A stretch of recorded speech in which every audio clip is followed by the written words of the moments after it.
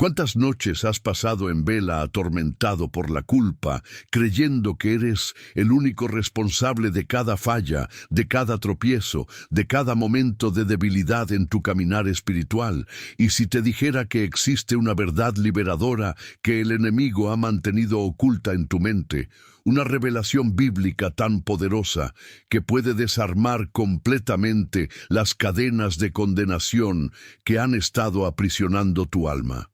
Hay un secreto que muy pocos cristianos comprenden verdaderamente. Tus pecados no definen quién eres ante los ojos de Dios, porque Cristo conoce perfectamente la fuente real de esas tentaciones que te han hecho caer una y otra vez.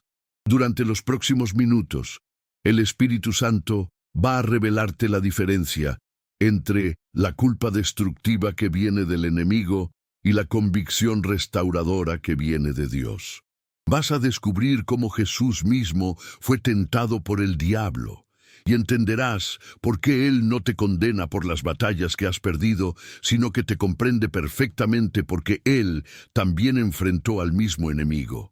Este mensaje llegó a ti porque tu alma necesita libertad de la condenación. Millones de personas usan este contenido como apoyo espiritual cuando no tienen una iglesia cerca donde recibir liberación. Por eso necesito que participes desde el principio. Comenta ahora mismo: hoy decido creer que Cristo me comprende y no me condena, y permite que Dios use tu declaración para liberar a otros. Si das me gusta, estarás ayudando a que YouTube lleve este mensaje de libertad a más corazones atrapados en culpa. Qué hermoso es saber que tu participación forma parte del plan de Dios para liberar almas. La penúltima enseñanza de hoy puede ser la llave que rompa las cadenas de condenación de tu vida. Comencemos este viaje hacia la libertad. La tentación de Jesús, el enemigo que también te ataca. Cuando estudiamos la tentación de Jesús en el desierto, descubrimos una verdad que puede transformar completamente la manera en que entendemos nuestras propias luchas con el pecado. Entonces Jesús fue llevado por el Espíritu al desierto para ser tentado por el diablo. Mateo 4:1. Esta no fue una experiencia accidental o un encuentro casual. Fue una confrontación orquestada divinamente para que Jesús experimentara exactamente las mismas presiones, tentaciones y ataques espirituales que tú y yo enfrentamos cada día. Es absolutamente crucial que entendamos esto. El mismo enemigo que tentó a Jesús es el mismo que te tienta a ti. Las mismas estrategias que el diablo usó contra el Hijo de Dios son las mismas que usa contra tu alma. Las mismas mentiras que le susurró a Cristo en sus momentos de mayor vulnerabilidad son las mismas que te está susurrando ahora mismo mientras escuchas estas palabras. Esto significa que cuando caes en tentación, no estás experimentando algo único, vergonzoso o evidencia de que eres espiritualmente inferior. Estás enfrentando al mismo adversario que se atrevió a desafiar al mismísimo Hijo de Dios. Jesús había ayunado durante 40 días y 40 noches cuando el diablo se le acercó. Estaba físicamente debilitado, emocionalmente vulnerable y humanamente necesitado. Y vino a él el tentador y le dijo: si eres Hijo de Dios, di que estas piedras se conviertan en pan. Mateo 4:3. Observa la estrategia diabólica. El enemigo atacó a Jesús en su momento de mayor necesidad física, cuando su cuerpo clamaba por alimento, cuando sus fuerzas estaban al límite, cuando humanamente tenía toda la justificación para usar su poder divino para satisfacer una necesidad legítima. ¿Te das cuenta de lo que esto significa para tu vida? Cuando el enemigo te tienta después de una semana agotadora, cuando te ataca en momentos de soledad emocional, cuando te bombardea con pensamientos impuros justo después de haber tenido un momento hermoso de adoración, cuando te susurra mentiras sobre tu valor, cuando estás pasando por una crisis financiera, no está inventando nuevas estrategias. está usando exactamente las mismas tácticas que usó contra Jesús. La segunda tentación revela otra dimensión de la guerra espiritual. Entonces el diablo le llevó a la santa ciudad y le puso sobre el pináculo del templo y le dijo: «Si eres hijo de Dios, échate abajo, porque escrito está: a sus ángeles mandará acerca de ti, y en sus manos te sostendrán, para que no tropieces con tu pie en piedra». Mateo 4, 5, 6. Aquí vemos algo escalofriante. El diablo usa las Escrituras para tentarnos. Torció la palabra de Dios para tratar de hacer que Jesús pecara. Esto explica por qué a veces te sientes confundido espiritualmente. ¿Por qué hay momentos en que no puedes distinguir entre la voz de Dios y la voz del enemigo? ¿Por qué pensamientos que parecen espirituales te llevan hacia decisiones que más tarde reconoces como pecaminosas? El diablo es un experto en usar verdades a medias, en citar versículos fuera de contexto, en presentar el pecado como si fuera la voluntad de Dios. La tercera tentación expone la ambición final del enemigo. Otra vez le llevó el diablo a un monte muy alto y le mostró todos los reinos del mundo y la gloria de ellos. Y le dijo: «Todo esto te daré si postrado me adorares». Mateo 4, 8, 9. El diablo le ofreció a Jesús un atajo hacia la gloria sin pasar por la cruz, hacia el poder sin pasar por el sacrificio, hacia la victoria sin pasar por el sufrimiento. Cada vez que el enemigo te ofrece placer inmediato a cambio de comprometer tus principios, cada vez que te presenta oportunidades que requieren que traiciones tu integridad, cada vez que te susurra que puedes tener lo que deseas sin pagar el precio de la obediencia, está usando la misma táctica que usó contra Cristo. Te está ofreciendo atajos hacia la satisfacción que siempre terminan en esclavitud. Pero aquí está la verdad liberadora que cambia todo. Jesús venció. En cada tentación, en cada ataque, en cada estrategia diabólica, Cristo respondió con la palabra de Dios y mantuvo su fidelidad al Padre. Entonces el diablo le dejó, y he aquí vinieron ángeles y le servían. Mateo 4:11. La victoria de Cristo no fue solo personal, fue representativa. Él venció como nuestro representante, como nuestro sustituto, como nuestro campeón. Cuando tú caes en tentación, Cristo no te mira con sorpresa o decepción. Él entiende exactamente lo que estás enfrentando, porque Él enfrentó al mismo enemigo. Cuando el diablo te acusa diciendo: «Mira lo que hiciste, ya no eres digno del amor de Dios», Jesús responde: «Yo sé exactamente lo que Él estaba enfrentando, porque yo enfrenté las mismas tentaciones y entiendo la presión que sintió». Cristo no solo comprende tu lucha, Él ya proveyó la victoria a través de su propia experiencia victoriosa en el desierto.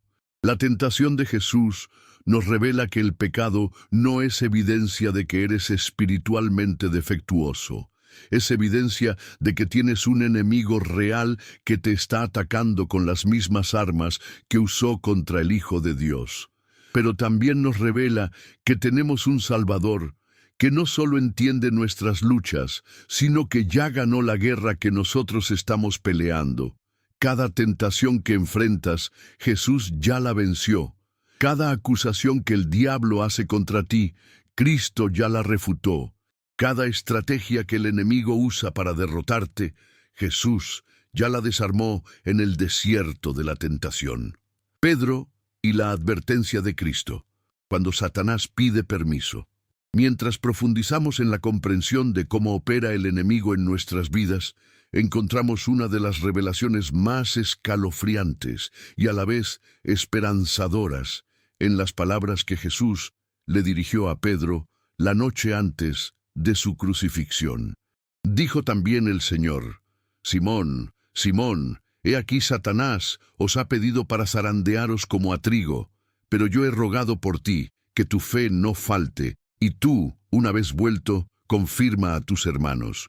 Lucas 22, 31, 32. Estas palabras contienen verdades profundas que pueden revolucionar completamente la manera en que entendemos nuestras caídas espirituales y las temporadas de dificultad en nuestro caminar con Dios. Primero, Jesús reveló algo que Pedro no sabía. Satanás había pedido permiso específico para atacarlo. No fue un ataque casual o una tentación accidental. Fue una solicitud formal que el enemigo hizo ante el trono de Dios para tener acceso a la vida de Pedro, con el propósito específico de destruir su fe. ¿Te das cuenta de lo que esto significa para tu vida? Cuando atraviesas temporadas donde parece que todo sale mal, donde las tentaciones se intensifican, donde sientes que estás siendo atacado desde múltiples frentes, donde tu fe está siendo probada hasta el límite, no es casualidad. Es posible que, al igual que con Pedro, el enemigo haya pedido permiso específico para zarandearte, para probarte, para intentar destruir tu confianza en Dios. La palabra zarandear que Jesús usó se refiere al proceso de separar el trigo de la paja, sacudiendo violentamente el grano en una criba. Satanás creía que si podía someter a Pedro a suficiente presión, a suficiente dolor, a suficiente confusión, podría separarlo de su fe y demostrar que en el fondo no era genuinamente convertido. El enemigo pensó que podía probar que el amor de Pedro por Jesús era superficial, que su compromiso era condicional, que su devoción era temporal. Pero aquí viene la parte que cambia todo. Jesús no le dijo a Pedro: no te preocupes, no voy a permitir que Satanás te toque. No le prometió que cancelaría el ataque o que lo protegería de la prueba. En lugar de eso, le dijo algo mucho más poderoso: yo he rogado por ti que tu fe no falte. Cristo intercedió específicamente para que, aunque Pedro pasara por el zarandeo, aunque experimentara la caída, aunque enfrentara el fracaso más humillante de su vida, su fe fundamental permaneciera intacta. Esto significa que cuando tú pasas por temporadas de zarandeo, cuando sientes que tu mundo se está desmoronando, cuando el enemigo está atacando todas las áreas de tu vida simultáneamente, Cristo está intercediendo por ti. Él no está sorprendido por lo que estás enfrentando. Él ya lo sabía y ya está orando para que tu fe sobreviva a la tormenta que el enemigo está enviando contra ti. La historia continúa con la negación de Pedro, una de las caídas más documentadas y vergonzosas en toda la Escritura. Esa misma noche, Pedro negó 3 veces que conocía a Jesús. No fueron negaciones sutiles o ambiguas, fueron declaraciones categóricas, acompañadas de maldiciones y juramentos, hechas en público, en el momento cuando Jesús más necesitaba el apoyo de sus discípulos, y saliendo fuera, lloró amargamente. Lucas 22:62. Puedes imaginar el nivel de culpa y condenación que Pedro debe haber sentido. Había prometido estar dispuesto a morir por Jesús. Había declarado públicamente que aunque todos los demás discípulos lo abandonaran, él permanecería fiel. Y sin embargo, en el momento crucial, no solo abandonó a Cristo, sino que públicamente negó conocerlo. El enemigo seguramente le gritaba al oído: mira lo que hiciste, eres un traidor, eres un cobarde, no tienes derecho a llamarte discípulo. Jesús se equivocó contigo, tu fe era falsa desde el principio, pero las palabras proféticas de Cristo se cumplieron exactamente como Él había predicho. Y tú, una vez vuelto, confirma a tus hermanos. Jesús no dijo si vuelves, sino una vez vuelto.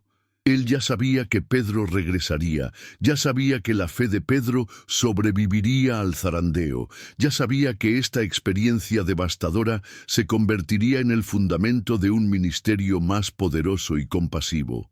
Después de la resurrección, cuando Jesús se encontró con Pedro junto al mar de Galilea, no hubo condenación, no hubo sermones sobre la decepción, no hubo requerimientos de penitencia pública. En lugar de eso, Jesús le hizo la pregunta más restauradora que jamás se ha hecho. Simón, hijo de Jonás, ¿me amas más que estos? Juan 21:15.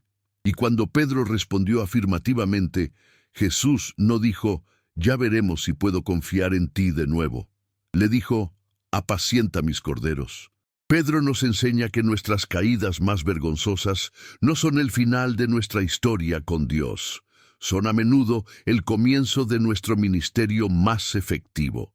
El mismo Pedro que negó a Cristo se convirtió en el predicador del día de Pentecostés, donde 3,000 personas se convirtieron bajo su ministerio.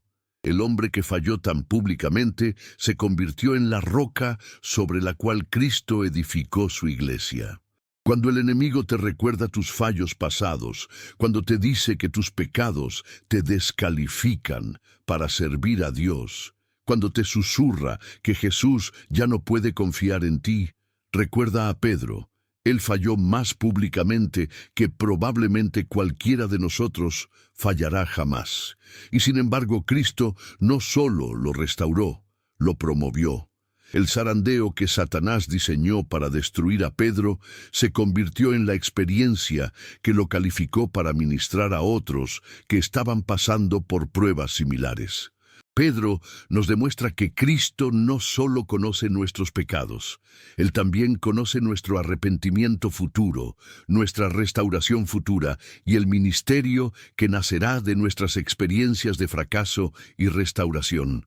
Cuando caemos, no estamos sorprendiendo a Jesús, estamos cumpliendo una experiencia que Él ya sabía que necesitábamos pasar para convertirnos en los ministros compasivos que Él quiere que seamos.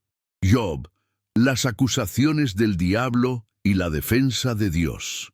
La historia de Job nos revela una de las verdades más profundas y perturbadoras sobre la naturaleza del conflicto espiritual que se desarrolla constantemente en el reino invisible, y cómo nuestros pecados y sufrimientos se convierten en el campo de batalla donde Satanás intenta desacreditar el carácter de Dios, y nosotros somos llamados a demostrar la autenticidad de nuestra fe. Y dijo Jehová a Satanás, ¿no has considerado a mi siervo Job, que no hay otro como él en la tierra, varón perfecto y recto, temeroso de Dios y apartado del mal? Job 1:8. Esta conversación entre Dios y Satanás nos proporciona una ventana única hacia las acusaciones que el enemigo está haciendo constantemente contra nosotros ante el trono de Dios. La respuesta de Satanás revela la naturaleza de sus ataques. ¿Acaso teme Job a Dios de balde? ¿No le has cercado alrededor a él y a su casa y a todo lo que tiene? Al trabajo de sus manos has dado bendición. Por tanto, sus bienes han aumentado sobre la tierra. Pero extiende ahora tu mano y toca todo lo que tiene, y verás si no blasfema contra ti en tu misma presencia. Job 1:9-11. Satanás estaba acusando a Job de tener motivos impuros en su servicio a Dios. Le estaba diciendo a Dios que Job solo era fiel porque la obediencia le resultaba rentable, que su adoración era transaccional, que su integridad era condicional a las bendiciones que recibía. En esencia, el diablo estaba argumentando que la fe de Job era falsa, que su amor por Dios era comprado, que su rectitud era una fachada mantenida por el bienestar material. ¿Te das cuenta de que estas mismas acusaciones están siendo hechas contra ti en este momento, cuando atraviesas temporadas de dificultad, cuando tus oraciones parecen no ser escuchadas, cuando tus finanzas están en crisis, cuando tu salud falla, cuando tus relaciones se rompen? El enemigo está susurrando las mismas mentiras ante el trono de Dios. Mira, ahora que las cosas se pusieron difíciles, va a abandonar su fe. Cuando deje de recibir bendiciones, va a dejar de adorar. Su amor por ti es condicional, pero aquí está la verdad que puede cambiar tu perspectiva completamente. Dios defendió a Job antes de que la prueba comenzara. No hay otro como él en la tierra, varón perfecto y recto, temeroso de Dios y apartado del mal. Antes de que llegara el sufrimiento, antes de que se manifestaran las pérdidas, antes de que comenzaran las tentaciones, Dios ya había declarado públicamente su confianza en el carácter de Job. Cuando llegó la primera ola de tragedias, cuando Job perdió todas sus posesiones y todos sus hijos en un solo día, su respuesta demostró que la confianza de Dios estaba justificada. Desnudo salí del vientre de mi madre, y desnudo volveré allá. Jehová dio, y Jehová quitó. Sea el nombre de Jehová bendito. Job 1:21. El texto dice específicamente, en todo esto no pecó Job, ni atribuyó a Dios despropósito alguno. Pero Satanás no se rindió. Regresó con una acusación más intensa. Piel por piel, todo lo que el hombre tiene dará por su vida, pero extiende ahora tu mano, y toca su hueso y su carne, y verás si no blasfema contra ti en tu misma presencia. Job 2:4-5. El enemigo argumentó que mientras Job mantuvo su salud física, podía soportar las pérdidas externas, pero que si su propio cuerpo fuera atacado, entonces sí revelaría la falsedad de su fe. Cuando Job fue afligido con llagas malignas, desde la planta de sus pies hasta la coronilla de su cabeza, cuando su esposa le sugirió, maldice a Dios y muérete, cuando sus amigos lo abandonaron y después regresaron solo para acusarlo de pecados secretos, Job demostró una vez más que la evaluación de Dios sobre su carácter era correcta. En todo esto no pecó Job con sus labios. Job 2:10. La historia de Job nos revela que nuestros sufrimientos a menudo no son castigos por nuestros pecados, sino oportunidades para que Dios demuestre ante el reino espiritual la autenticidad de nuestra fe. Cuando permanecemos fieles durante las temporadas difíciles, cuando adoramos en medio del dolor, cuando mantenemos nuestra integridad, cuando sería más fácil comprometerla, estamos refutando las acusaciones que Satanás está haciendo contra nosotros. Pero hay algo aún más hermoso en la historia de Job. Al final, Dios no solo restauró lo que había perdido, sino que bendijo Jehová el postrer estado de Job más que el primero. Job 42:12. Job terminó con el doble de las riquezas que había tenido originalmente, tuvo otros 10 hijos y vivió para ver 4 generaciones de su descendencia. La restauración de Job no fue solo una recompensa personal, fue una declaración pública de que Dios siempre vindica a aquellos que permanecen fieles durante las pruebas. Fue la respuesta definitiva de Dios a las acusaciones de Satanás, la demostración final de que hay personas que aman a Dios por quien Él es, no por lo que Él les da. Job nos enseña que cuando enfrentamos temporadas de pérdida, enfermedad o aparente abandono divino, no estamos siendo castigados por pecados ocultos. Podríamos estar siendo honrados con la oportunidad de demostrar ante el reino espiritual que nuestro amor por Dios es genuino, incondicional y duradero. Y nuestras pruebas se convierten en nuestro testimonio. Nuestro sufrimiento se convierte en nuestra plataforma para glorificar a Dios, y nuestra fidelidad durante las temporadas oscuras se convierte en la evidencia que silencia para siempre las acusaciones del enemigo.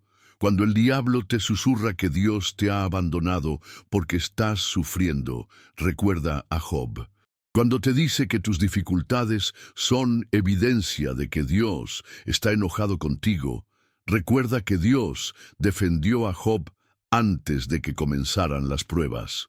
Cuando sientes que tu fe está siendo probada más allá de tus límites, recuerda que estas pruebas pueden ser la evidencia de que Dios tiene tanta confianza en tu carácter que está dispuesto a usar tu vida para silenciar las acusaciones del enemigo y demostrar al universo que hay personas que lo aman genuinamente. La mujer sorprendida en adulterio, la diferencia entre acusación y restauración. En una de las confrontaciones más hermosas y reveladora entre la ley religiosa y la gracia divina, encontramos a una mujer que se convirtió en el centro de una batalla espiritual que ilustra perfectamente la diferencia entre cómo el enemigo nos trata cuando pecamos y cómo Cristo responde a nuestros fracasos más vergonzosos. Entonces los escribas y los fariseos le trajeron una mujer sorprendida en adulterio, y poniéndola en medio le dijeron: Maestro, esta mujer ha sido sorprendida en el acto mismo de adulterio. Juan 8:3-4. La situación era devastadoramente humillante para esta mujer. Había sido sorprendida en el acto mismo, lo cual significa que no había posibilidad de negación, de excusas o de minimizar su pecado. Su fallo moral había sido expuesto de la manera más pública y vergonzosa posible. Los líderes religiosos la arrastraron desde el lugar íntimo de su pecado hasta un espacio público donde sería exhibida como ejemplo de fracaso moral ante una multitud de observadores. Pero hay algo profundamente perverso en esta escena que revela la naturaleza del enemigo. Los fariseos dijeron que la mujer fue sorprendida en adulterio, pero adulterio requiere dos personas. ¿Dónde estaba el hombre? ¿Por qué solo trajeron a la mujer? ¿Por qué el hombre no fue igualmente expuesto y humillado? Esta selectividad en la aplicación de la justicia revela que no estaban genuinamente preocupados por la moralidad. Estaban usando el pecado de esta mujer como una trampa para Jesús. Y en la ley nos mandó Moisés apedrear a tales mujeres. Tú pues, ¿qué dices? Juan 8:5. Los acusadores querían usar la ley como un arma. Querían que la vergüenza y el fracaso de esta mujer se convirtieran en su sentencia de muerte. Su enfoque era completamente punitivo. Había pecado, había sido descubierta, por lo tanto, debía ser destruida. No había espacio para el arrepentimiento, para la restauración o para la misericordia. Esta es exactamente la manera en que el enemigo opera en nuestras vidas cuando caemos en pecado. Él nos tiende trampas, nos expone públicamente, amplifica nuestra vergüenza y después demanda que seamos destruidos por nuestros fracasos. El diablo no solo nos tienta hacia el pecado, después nos acusa por haber caído en las mismas tentaciones que él colocó en nuestro camino. Él es tanto el tentador como el acusador, tanto el que nos empuja hacia el pecado como el que después nos condena por haberlo cometido. Pero la respuesta de Jesús cambió completamente la dinámica de la situación. Pero Jesús, inclinándose hacia el suelo, escribía en tierra con el dedo. Juan 8:6. Mientras los acusadores gritaban por justicia inmediata, mientras la multitud esperaba un espectáculo de condenación, mientras el enemigo anticipaba otra alma destruida por la vergüenza, Jesús se inclinó y comenzó a escribir en el suelo. No sabemos exactamente qué escribió Cristo, pero muchos estudiosos creen que pudo haber estado escribiendo los pecados secretos de los acusadores, revelando que todos los que estaban demandando la muerte de esta mujer tenían sus propios fracasos morales que preferían mantener ocultos. Y como insistieran en preguntarle, se enderezó y les dijo: «El que de vosotros esté sin pecado, sea el primero en arrojar la piedra contra ella». Juan 8:7. Esta respuesta desarmó completamente a los acusadores. Jesús no negó que la mujer hubiera pecado, no minimizó la seriedad del adulterio, no cambió la ley mosaica, simplemente puso el pecado de ella en el contexto de la condición pecaminosa universal de toda la humanidad. Él reveló que todos los que estaban listos para condenarla tenían sus propios pecados que los descalificaban para ser sus jueces. Pero ellos, al oír esto, acusados por su conciencia, salían uno a uno, comenzando desde los más viejos hasta los postreros, y quedó solo Jesús y la mujer que estaba en medio. Juan 8:9. Uno a uno, los acusadores abandonaron su demanda de justicia porque reconocieron que ellos también eran culpables. La turba sedienta de sangre se dispersó cuando se enfrentaron con sus propios fracasos morales. Y entonces sucedió lo más hermoso. Enderezándose Jesús, y no viendo a nadie sino a la mujer, le dijo: «Mujer, ¿dónde están los que te acusaban? ¿Ninguno te condenó?» Juan 8:10. Jesús no la llamó adúltera o pecadora, la llamó mujer, restaurando su dignidad humana. No se enfocó en su pecado, se enfocó en la ausencia de sus acusadores. Ella dijo, «Ninguno, Señor». Entonces Jesús le dijo, «Ni yo te condeno, vete y no peques más». Juan 8:11. En estas palabras encontramos la esencia del corazón de Cristo hacia nuestros fracasos. Él no la condenó, pero tampoco minimizó su pecado. La liberó de la vergüenza, pero la desafió hacia la santidad. La restauró completamente, pero la llamó a una vida transformada. Esta mujer nos enseña la diferencia fundamental entre cómo el enemigo maneja nuestros pecados y cómo Cristo los maneja. Satanás nos expone para destruirnos. Jesús nos cubre para restaurarnos. El diablo amplifica nuestra vergüenza, Cristo la elimina. El enemigo usa nuestros fracasos para condenarnos. Jesús usa nuestros fracasos para enseñarnos sobre su gracia. Cuando caes en pecado, cuando sientes que has sido sorprendido en el acto, cuando la culpa te abruma y las voces acusadoras en tu mente te dicen que mereces ser destruido por lo que hiciste, recuerda a esta mujer. Recuerda que Jesús no te está esperando con piedras en sus manos. Él te está esperando con palabras de restauración en sus labios.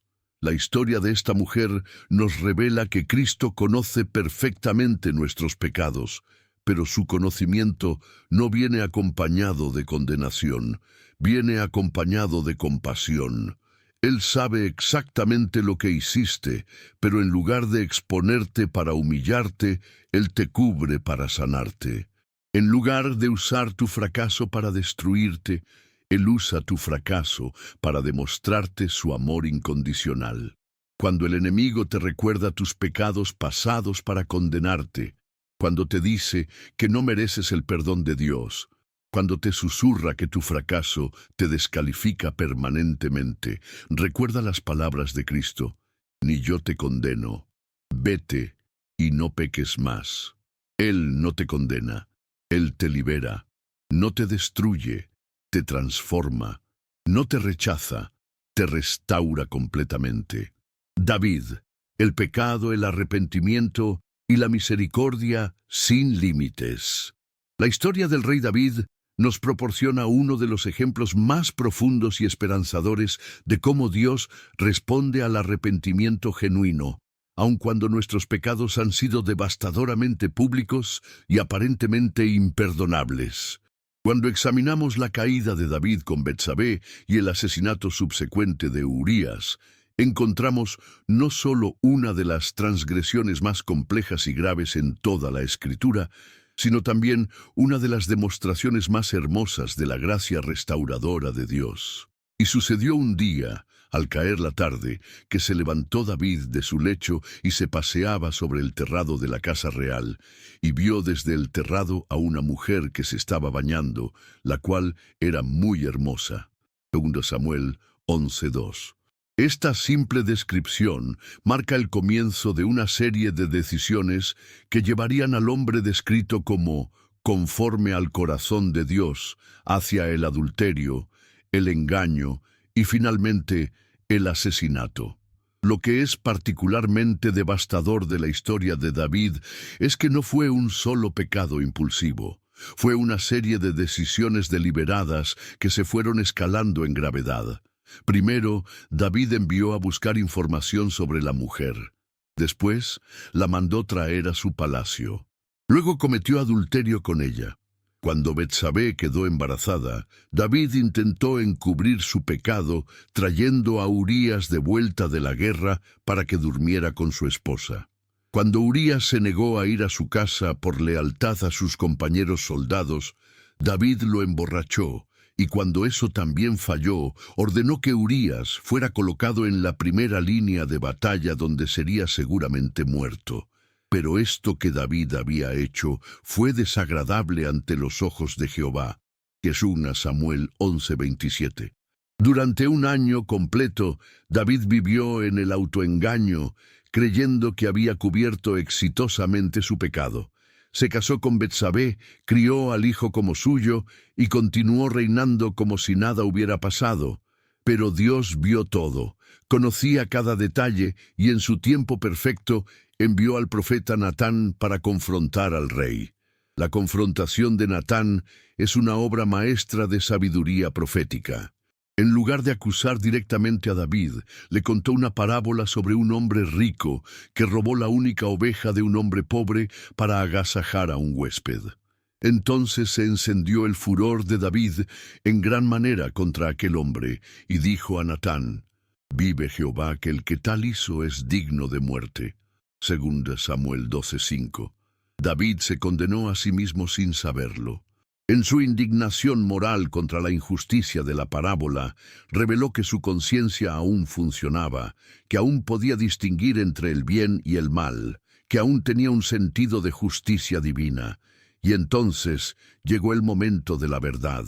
Entonces dijo Natán a David: «Tú eres aquel hombre». 2 Samuel 12:7. En esas 4 palabras, todo el edificio de autoengaño que David había construido durante un año se desplomó. No podía negar la evidencia, no podía racionalizar sus acciones, no podía minimizar la gravedad de lo que había hecho. Estaba completamente expuesto ante el profeta, ante Dios y ante su propia conciencia. Pero aquí es donde vemos la diferencia entre el arrepentimiento genuino y la simple culpa. David no intentó excusarse, no culpó a otros, no minimizó su pecado. Su respuesta fue inmediata y total: «Pequé contra Jehová». 2 Samuel 12:13. 3 palabras que contenían un reconocimiento completo de su culpabilidad, una aceptación total de la responsabilidad y una confesión genuina ante Dios. La respuesta de Natán fue instantánea y reveladora. «También Jehová ha remitido tu pecado, no morirás». 2 Samuel 12:13. David había cometido adulterio y asesinato, pecados que según la ley mosaica eran punibles con la muerte. Pero cuando vino con arrepentimiento genuino, Dios no solo lo perdonó inmediatamente, completamente, y sin requerimiento de obras adicionales o períodos de penitencia. Sin embargo, el perdón de Dios no eliminó todas las consecuencias naturales del pecado de David. El hijo que nació del adulterio murió, la violencia se estableció en su casa, sus propios hijos siguieron sus pasos en la inmoralidad, y su reino experimentó rebeliones y conflictos continuos. Dios perdonó el pecado, pero las semillas de destrucción que David había plantado con sus decisiones produjeron una cosecha de dolor en su familia durante generaciones. Pero la respuesta de David al perdón de Dios nos enseña sobre la diferencia entre la culpa destructiva y el arrepentimiento restaurador. En lugar de quedar paralizado por la vergüenza, David escribió el Salmo 51. Una de las expresiones más hermosas de arrepentimiento en toda la literatura humana. «Ten piedad de mí, oh Dios, conforme a tu misericordia. Conforme a la multitud de tus piedades, borra mis rebeliones». Salmo 51:1. David no solo confesó su pecado, celebró el perdón de Dios. No solo reconoció su culpabilidad, proclamó la misericordia divina. En lugar de permitir que su fracaso definiera su identidad, permitió que la gracia de Dios se convirtiera en el fundamento de una adoración más profunda y auténtica. «Crea en mí, oh Dios, un corazón limpio, y renueva un espíritu recto dentro de mí». Salmo 51:10. David entendió que el verdadero arrepentimiento no se trata solo de lamentar el pecado pasado. Se trata de pedir a Dios que transforme el corazón para que ese pecado no se repita. Pidió una renovación interior, una transformación que fuera más profunda que el simple remordimiento. «Entonces enseñaré a los transgresores tus caminos, y los pecadores se convertirán a ti». Salmo 51:13. David prometió que usaría su experiencia de fracaso y restauración para ayudar a otros que estuvieran pasando por luchas similares. Su pecado se convirtió en la plataforma de un ministerio de restauración hacia otros que habían caído. La historia de David nos enseña que no hay pecado demasiado grande para la misericordia de Dios. No hay caída demasiado profunda para su gracia restauradora. No hay fracaso demasiado público para su perdón completo. Pero también nos enseña que el arrepentimiento genuino no es solo sentir culpa por lo que hicimos. Es permitir que Dios use nuestro fracaso para profundizar nuestra comprensión de su gracia y para capacitarnos para ministrar a otros que están luchando con pecados similares. Cuando el enemigo te recuerda tus fracasos más vergonzosos, cuando te dice que has pecado demasiado para ser perdonado, cuando te susurra que tu pasado te descalifica para el futuro que Dios tiene para ti, recuerda a David. Él fue tanto adúltero como asesino, pero Dios no solo lo perdonó, lo usó para escribir algunos de los salmos más hermosos sobre la misericordia divina.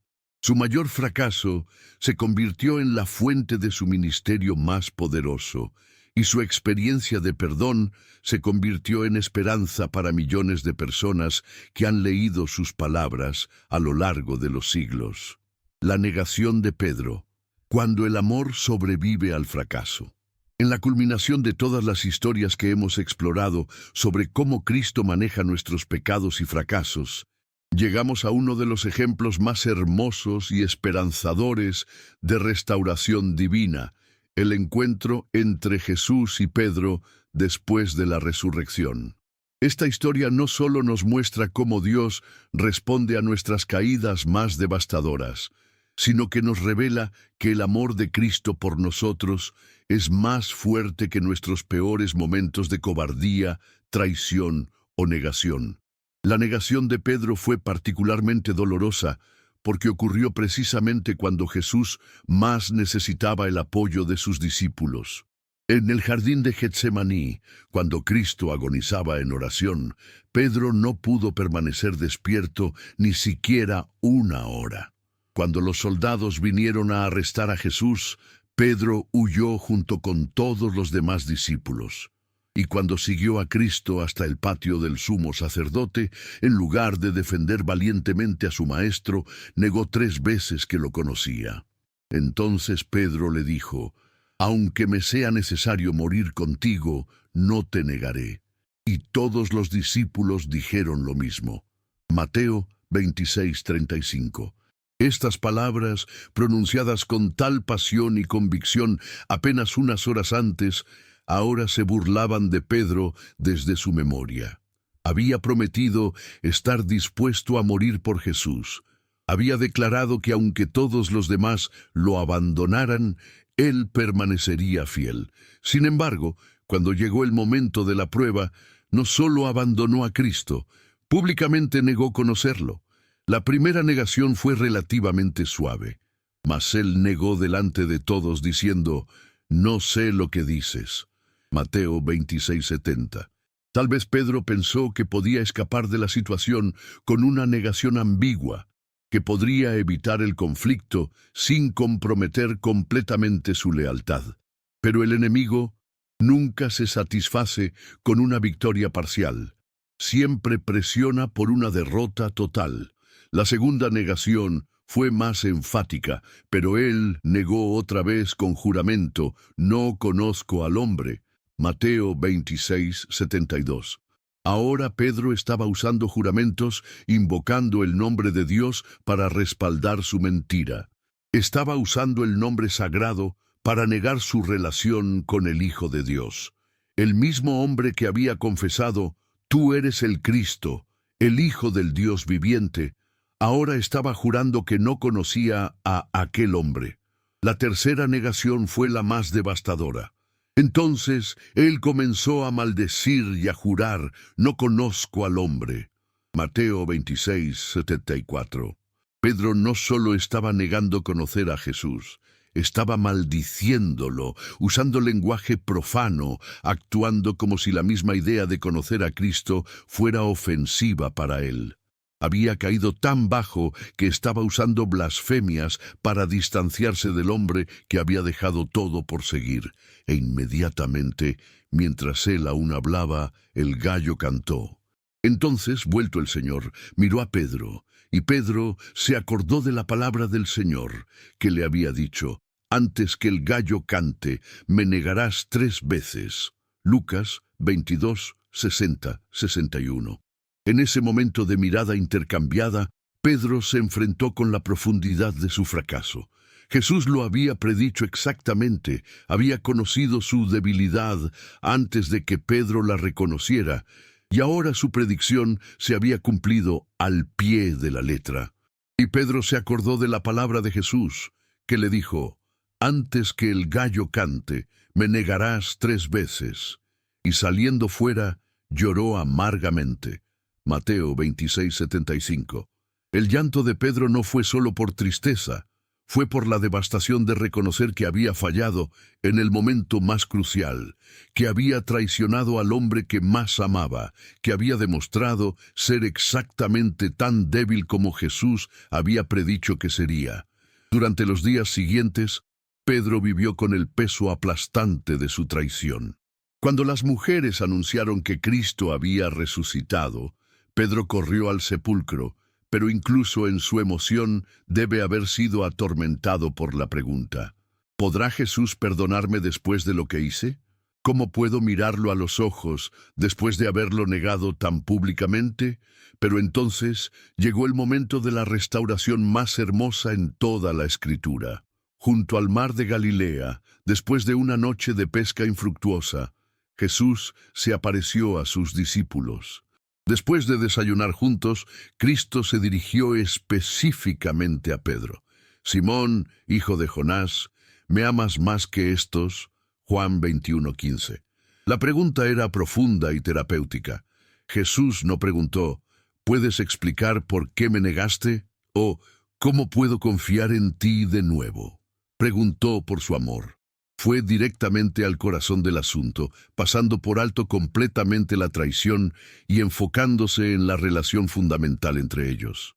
Pedro, quizás recordando su arrogancia anterior cuando había afirmado que su amor era superior al de los otros discípulos, respondió humildemente: «Sí, Señor, tú sabes que te amo».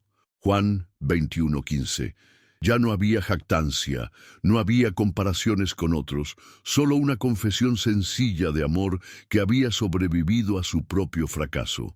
Jesús le hizo la misma pregunta 3 veces, correspondiendo exactamente con las 3 negaciones. Pero en lugar de usar cada pregunta para recordarle su fracaso, Cristo usó cada respuesta para reafirmar su comisión. «Apacienta mis corderos, pastorea mis ovejas». «Apacienta mis ovejas». Juan 21:15, 17. Cada declaración de amor se encontró con una nueva asignación de responsabilidad ministerial. Se entristeció Pedro de que le dijese la 3ª vez: «¿Me amas?», y le respondió: «Señor, tú lo sabes todo, tú sabes que te amo». Juan 21:17. Pedro finalmente reconoció que Jesús conocía todo sobre él, incluyendo sus fracasos, sus debilidades, sus momentos de cobardía, y sin embargo aún lo amaba y confiaba en él para el ministerio. La restauración de Pedro no incluyó sermones sobre su decepción, no requirió un período de penitencia pública, no involucró pruebas adicionales de su lealtad. Cristo simplemente lo restauró al ministerio, basándose en su amor, no en su historial de éxito. Lo comisionó para pastorear basándose en su corazón, no en su desempeño pasado. Pedro nos enseña que nuestros peores momentos no definen nuestro futuro en el reino de Dios. El mismo hombre que negó a Cristo tan cobardemente se convirtió en el predicador valiente del día de Pentecostés. El discípulo que huyó cuando Jesús fue arrestado se convirtió en el líder que fue arrestado múltiples veces por predicar el Evangelio. El hombre que usó maldiciones para distanciarse de Cristo se convirtió en el apóstol que escribió sobre sufrimiento por causa de la justicia. Cuando el enemigo te recuerda tus fracasos más vergonzosos. Cuando te dice que has traicionado a Cristo demasiadas veces para ser restaurado. Cuando te susurra que tu cobardía pasada te descalifica para el ministerio futuro, recuerda a Pedro. Cristo no lo restauró a pesar de su fracaso. Lo restauró a través de su fracaso. Su negación se convirtió en la experiencia que lo calificó para ministrar a otros que habían fallado. Su arrepentimiento se convirtió en la plataforma de un ministerio que impactó el mundo. La historia de Pedro nos demuestra que Cristo no solo conoce nuestros pecados, Él también conoce nuestro potencial de restauración. Él ve no solo lo que hemos hecho mal, sino lo que podemos llegar a ser cuando su gracia transformadora obra en nuestras vidas. Nuestras negaciones pueden convertirse en confesiones más poderosas. Nuestras caídas pueden convertirse en testimonios de su gracia. Y nuestros fracasos pueden convertirse en las credenciales que nos califican para ministrar a otros que están pasando por luchas similares. Mi querido hermano, mi querida hermana en la fe, hemos llegado al final de este viaje profundo y transformador, y mi corazón rebosa de gratitud por el privilegio de haber compartido estas verdades contigo. Sé que las palabras que has escuchado no han llegado a tus oídos por casualidad. Han sido sembradas en tu corazón por el Espíritu Santo en el momento exacto que tu alma necesitaba ser liberada de las cadenas de condenación que el enemigo ha estado usando para mantenerte atrapado en ciclos de culpa y desesperanza. Mientras reflexiono sobre cada una de las historias que hemos explorado juntos, desde la tentación de Jesús en el desierto hasta la restauración de Pedro junto al mar de Galilea, me doy cuenta de que cada relato ha sido como un martillo divino golpeando las cadenas que han estado limitando tu comprensión del corazón de Dios hacia tus luchas y fracasos. Cada testimonio bíblico ha sido una llave diseñada específicamente para abrir las cerraduras que el enemigo ha puesto en tu mente, para hacerte creer que eres diferente, que tu situación es única, que tus pecados son imperdonables. El hecho de que hayas permanecido aquí hasta estas palabras finales, de que hayas permitido que cada enseñanza penetre en las capas más profundas de tu corazón, de que hayas resistido todas las distracciones que el enemigo seguramente ha enviado para alejarte de esta verdad, me dice algo hermoso sobre el estado de tu alma. Hay una hambre genuina en tu espíritu por conocer la verdad que te hará libre. Hay un deseo auténtico de experimentar la liberación que solo viene de entender realmente cómo te ve Cristo en tus momentos más oscuros. Permíteme compartir algo íntimo contigo, algo que he aprendido después de años de caminar en este sendero de la fe, después de haber visto las luchas de miles de hermanos y hermanas, después de haber sido testigo de transformaciones milagrosas y también de vidas que permanecieron atrapadas en la condenación. La diferencia entre aquellos que experimentan la libertad genuina y aquellos que permanecen esclavizados por la culpa no es la magnitud de sus pecados, no es la frecuencia de sus caídas, no es la publicidad de sus fracasos. La diferencia fundamental está en si creen o no la verdad que hemos estado explorando durante estos minutos. Que Cristo no solo conoce tus pecados, sino que Él entiende perfectamente que son obra del diablo, que Él no te mira con sorpresa o decepción cuando caes, que Él no está esperando con una vara para castigarte, sino con brazos abiertos para restaurarte, que cada tentación que has enfrentado, Él ya la venció, que cada acusación que el enemigo hace contra ti, Él ya la refutó en la cruz. Sé que tal vez en este momento tu mente está siendo bombardeada con recuerdos de fracasos pasados, con imágenes de momentos donde sentiste que decepcionaste a Dios, con voces que te dicen que eres la excepción a la regla, que tu caso es diferente, que has pecado demasiado o demasiadas veces para ser incluido en estas promesas de restauración. Pero quiero que entiendas algo con claridad cristalina. Esas voces no son de Dios, son del mismo enemigo que tentó a Jesús, que zarandeó a Pedro, que acusó a Job, que expuso a la mujer adúltera. El diablo usa exactamente las mismas tácticas contra ti que usó contra cada uno de los hombres y mujeres cuyas historias hemos estudiado. Te tienta hacia el pecado y después te acusa por haber caído. Te empuja hacia el fracaso y después te condena por haber fallado. Te seduce hacia la desobediencia y después te avergüenza por haber sido desobediente. Él es tanto tu tentador como tu acusador, tanto el que te hace caer como el que te dice que no tienes derecho a levantarte. Pero Cristo, nuestro hermoso Salvador, nuestro compasivo sumo sacerdote, nuestro amoroso Redentor, responde a tus caídas de manera completamente diferente. Él dice: yo sé exactamente lo que estaba enfrentando porque yo enfrenté las mismas tentaciones. Yo entiendo la presión que sintió porque yo sentí la misma presión. Yo conozco la estrategia que el enemigo usó contra él porque el enemigo usó las mismas estrategias contra mí. Cristo no te mira como un caso problemático que requiere medidas disciplinarias extremas. Te mira como un soldado herido que necesita sanidad, como un hijo querido que fue atacado por el enemigo, como una oveja que se perdió no por rebeldía, sino por confusión. Su respuesta hacia ti no es ira, sino compasión. No es castigo, sino restauración. No es rechazo, sino abrazo.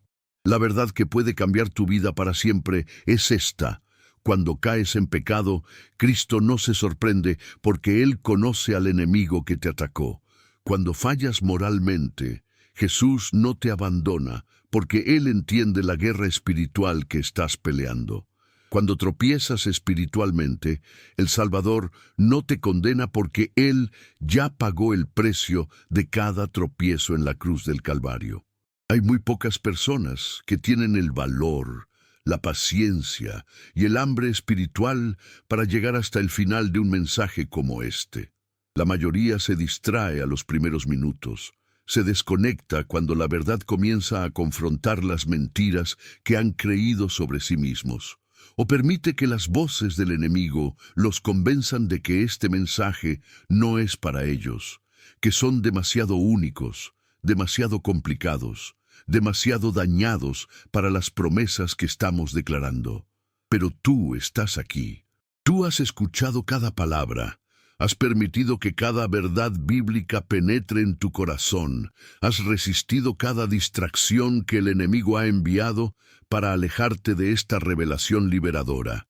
Eso me dice que eres parte de un grupo especial, de los elegidos, de aquellos que Dios está llamando a una experiencia más profunda de su gracia, a una comprensión más completa de su amor incondicional, a una libertad más radical de la condenación que ha estado limitando tu potencial en el reino.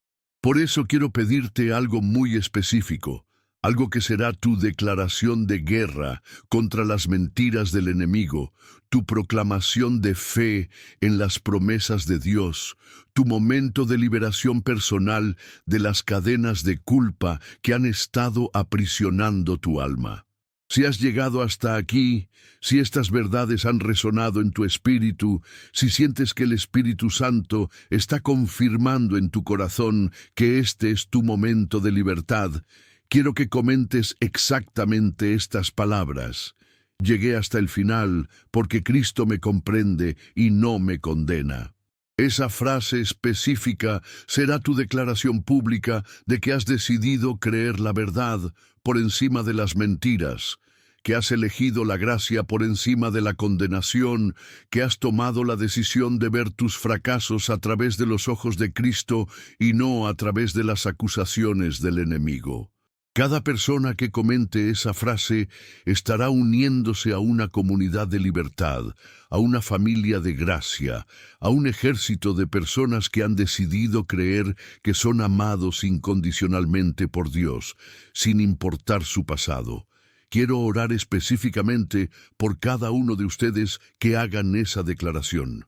Quiero interceder por sus batallas particulares, por las áreas específicas donde el enemigo los está atacando, por las mentiras particulares que han creído sobre sí mismos. Quiero ser testigo de las transformaciones sobrenaturales que van a experimentar cuando finalmente abracen la verdad de que Cristo los comprende perfectamente y no los condena en absoluto.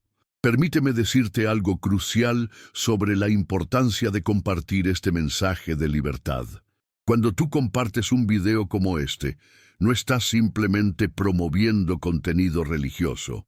Estás siendo un libertador en las manos de Dios, un agente de sanidad enviado para alcanzar corazones que están siendo atormentados por la culpa, almas que están siendo aplastadas por la condenación, vidas que están siendo paralizadas por la vergüenza.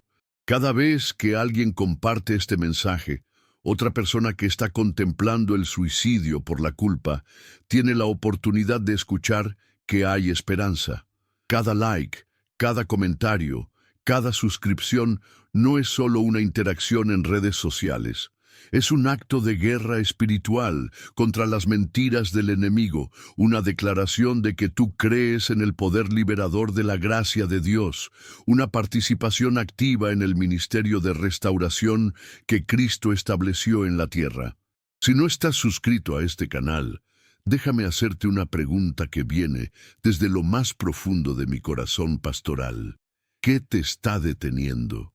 Si este mensaje ha liberado tu alma de cadenas que has estado cargando durante años, si estas verdades han traído paz a tu corazón atormentado, si has experimentado un nivel de libertad que no habías sentido en mucho tiempo, ¿por qué no tomarías la simple decisión de suscribirte para tener acceso constante a más contenido que puede mantener esa libertad, profundizar esa sanidad, fortalecer esa nueva perspectiva de la gracia de Dios?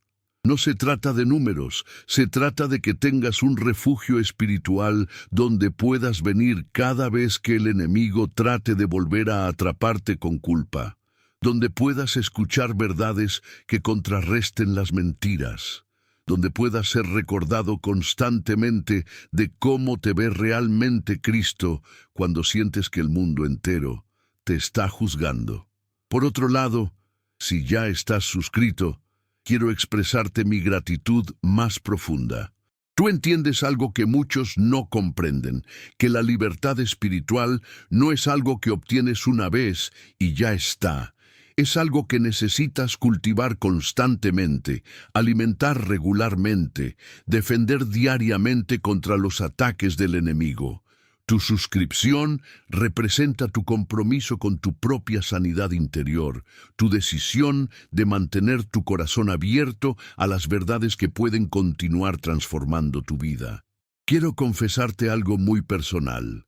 Me encantaría sentarme contigo en persona, mirarte a los ojos y decirte directamente lo que Cristo piensa de ti cuando caes, lo que siente por ti cuando fallas, lo que planea para ti a pesar de tu pasado.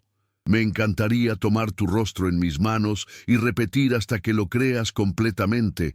No estás condenado, eres amado, no estás descalificado, eres elegido, no estás dañado irreparablemente, eres un hijo precioso de Dios. Pero como no puedo hacer eso físicamente, la manera en que puedo conocer tu corazón, la forma en que puedo entender tus luchas específicas, es a través de los comentarios que escribes, las historias que compartes, las victorias que celebras, las batallas por las que pides oración. Cada vez que escribes en esta comunidad, yo estoy ahí, leyendo como un padre que se preocupa genuinamente por cada uno de sus hijos, orando como un pastor que conoce las ovejas por nombre, intercediendo como un hermano que entiende las batallas porque las ha peleado también. Hay algo sobrenatural que sucede cuando una comunidad de personas decide colectivamente rechazar las mentiras del enemigo y abrazar la verdad de la gracia de Dios. Se crea una atmósfera espiritual donde la condenación no puede sobrevivir, donde la culpa no tiene lugar, donde la vergüenza se disuelve en la presencia del amor incondicional.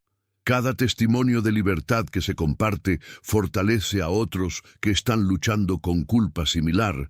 Cada declaración de fe que se hace públicamente debilita el poder de las acusaciones del enemigo.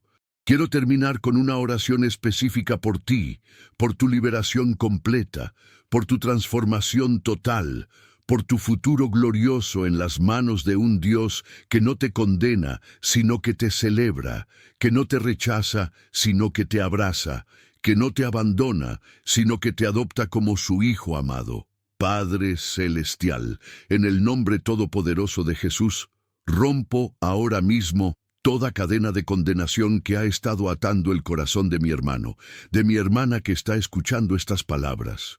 Declaro que las mentiras del enemigo no tienen poder sobre su vida. Proclamo que las acusaciones de Satanás no tienen autoridad sobre su destino. Ordeno que toda voz de culpa, todo susurro de vergüenza, todo pensamiento de descalificación sea silenciado por la verdad de tu amor incondicional.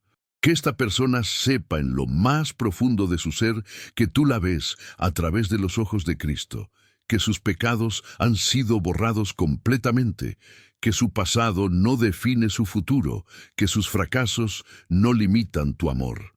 Que experimente la libertad gloriosa de los hijos de Dios, que camine en la autoridad de alguien que sabe que es completamente amado, que viva con la confianza de alguien que entiende que no hay condenación para los que están en Cristo Jesús. Bendícela abundantemente, úsala poderosamente, exáltala públicamente como testimonio de tu gracia transformadora.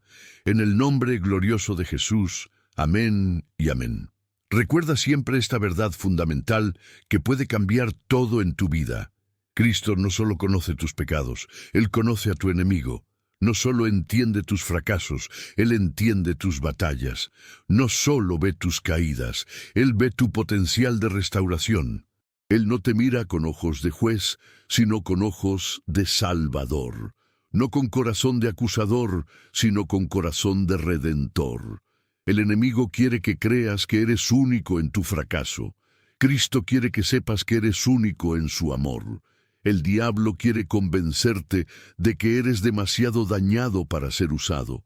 Jesús quiere mostrarte que eres demasiado valioso para ser desechado. Satanás quiere que vivas en condenación. El Salvador quiere que camines en libertad. Hoy es el día de tu liberación. Hoy es el momento de tu transformación. Hoy es el comienzo de una nueva manera de verte a ti mismo, de entender tu relación con Dios, de caminar en la libertad gloriosa que Cristo compró para ti en la cruz. Que Dios bendiga abundantemente tu vida liberada y nos vemos en el próximo video, donde continuaremos explorando las verdades que pueden mantener tu corazón libre de condenación y lleno de la paz que sobrepasa todo entendimiento.